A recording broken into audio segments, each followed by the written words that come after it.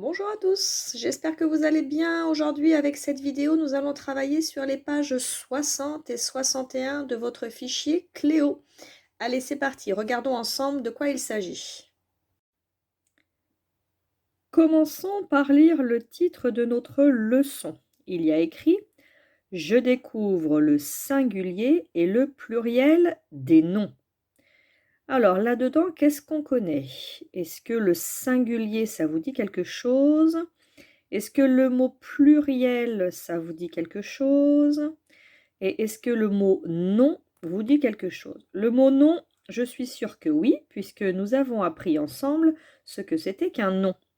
Je vous rappelle que vous aviez travaillé avec des étiquettes, que vous aviez mis par famille, et qu'on avait fini par se mettre d'accord sur le fait que des noms, ça pouvait être des personnages, des choses, des aliments, des animaux, etc. Donc nous allons travailler aujourd'hui sur les noms que nous connaissons. Mais cette fois-ci, on va s'intéresser au singulier et au pluriel des noms. Alors ces mots-là sont très importants. En général, ce sont deux mots qu'on découvre en CE1, mais tu en as peut-être déjà entendu parler au CP, et dont on va parler pendant toute ta scolarité. Tu en entendras encore parler énormément en CE2 et en CM1 et en CM2. Donc aujourd'hui, on va essayer de les mémoriser. Alors il y a une petite technique pour mémoriser les mots singuliers et pluriels. Dans singulier, ça commence par le son S, ça veut dire un seul. C'est s'il y en a un seul. Le singulier, c'est s'il y a un seul nom. Le pluriel, ça commence comme le mot plusieurs. Le pluriel, c'est quand il y en a plusieurs. On va donc voir quel travail on nous demande de faire avec le singulier et le pluriel. On va vous demander de recopier chaque nom qui sont dans des étiquettes vertes. On va les regarder ensemble. Avec un déterminant qui sont sur des étiquettes jaunes. Alors attention, le mot déterminant, je commence à vous en parler un petit peu. C'est pareil, on va petit à petit essayer de le mémoriser. On l'utilisera beaucoup en CE2. Le déterminant, c'est le tout petit mot qui se met très souvent juste devant le nom. D'accord? Il fait partie des petits mots que tu avais appris au CP. Alors, ici, dans les mots verts, donc les noms, nous avons justement le mot vert avec le dessin à côté. Donc vert est un nom puisque c'est un objet, hein, pour se mettre d'accord sur ce que c'est que les noms. Le mot ampoule, qui lui aussi est un nom parce que c'est un objet. Le mot échelle, pareil, qui est un objet. Ah, on retrouve encore le mot ampoule. Tiens, on va regarder pourquoi est-ce qu'ils l'ont écrit deux fois. Robot, qui est aussi un objet, donc un nom. Échelle, tiens, lui aussi a déjà été écrit. On regardera la différence entre les deux. Tiens, encore robot. Et encore le mot vert. Est-ce que tu peux réfléchir en regardant ton exercice, quelle est la différence entre les deux mots vert, les deux mots ampoule, les deux mots échelle, mais pose le temps de bien regarder la différence et ensuite on se met d'accord. Alors, tu as certainement remarqué le S muet à la fin de certaines étiquettes. Ici, vert, échelle et robot. Ampoule. Alors, je sais que certains d'entre vous le savent déjà.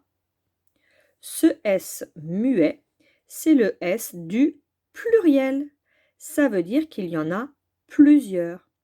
Et ça tombe bien parce que dans notre tableau, nous devons ranger d'un côté les noms où il n'y en a qu'un seul ou une seule, et donc qui sont au singulier, et de l'autre côté, les mots où il y en a plusieurs, donc qui sont écrits au pluriel.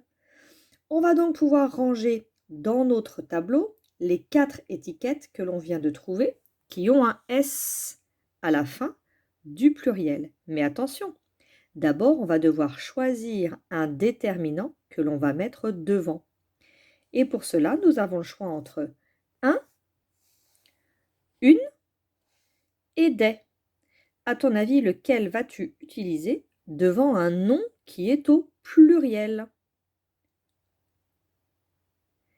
Le des, bien sûr, c'est le seul qu'on nous propose qui fait partie des déterminants au pluriel. Regarde donc ce que tu dois faire. Avec ton crayon de papier bien taillé, tu dois donc écrire dans la colonne « Il y en a plusieurs » tous les mots que tu as trouvés avec un S muet du pluriel. Et n'oublie pas, il faut toujours un déterminant devant. Des verres, des robots, des échelles, des ampoules. Quand on a fini ce travail, il faut qu'on cherche quel est le mot qui va avec et que l'on va mettre dans la colonne « Il y en a un seul » ou « Il y en a une seule » en respectant bien la bonne ligne puisque tu vois que la flèche ici, elle te demande d'écrire sur la même ligne les deux qui vont ensemble. Donc le singulier de des verres, ça va être le mot verre sans S, mais là il va falloir que tu choisisses entre le déterminant un ou le déterminant une. Autrement dit, est-ce qu'on dit un verre ou une verre? Un peu facile. Et tu l'écris dans la colonne, il y en a un seul. Voilà ce que ça donne. Un verre, des verres, un robot, des robots, une échelle, des échelles, une ampoule, des ampoules. Et si tu veux être sûr que tu ne t'es pas trompé, tu vérifies bien que tu as un S muet dans toutes les mots de la colonne, il y en a plusieurs. Tu peux les entourer si tu veux être sûr, par exemple. Voilà. Je pense que maintenant tu as bien compris l'exercice et que tu es donc capable de faire les autres exercices, pages 60 et 61, tout seul ou toute seule.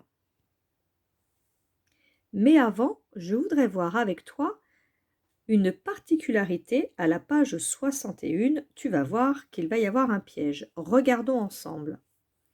Si nous prenons deux étiquettes qui vont ensemble, par exemple, cheveux et cheveux. Que remarques-tu? Je pense que tu as vite remarqué que nous n'avons pas de S muet dans ces deux mots. Mais par contre, tu as remarqué une lettre quand même, une lettre en plus dans un des deux. C'est le X. Car tu vas le remarquer, à la page 61, il n'y a pas que le S muet qui fait le pluriel d'un nom. Il y a aussi le X qui permet de faire le pluriel d'un nom. C'est le cas pour tous les noms qui se terminent en E, EU, O, AU, O, EAU, on leur rajoute un X. Ils n'ont jamais de S au pluriel, comme dans cheveux, journaux et oiseaux. Donc fais bien attention, à la page 61, tu vas avoir tous ces pièges. Tu peux maintenant démarrer tes exercices et ensuite regarder la correction avec la vidéo suivante. Bon courage! Tu peux donc maintenant faire tous tes exercices, pages 60 et 61. Bon courage! Bisous et à bientôt!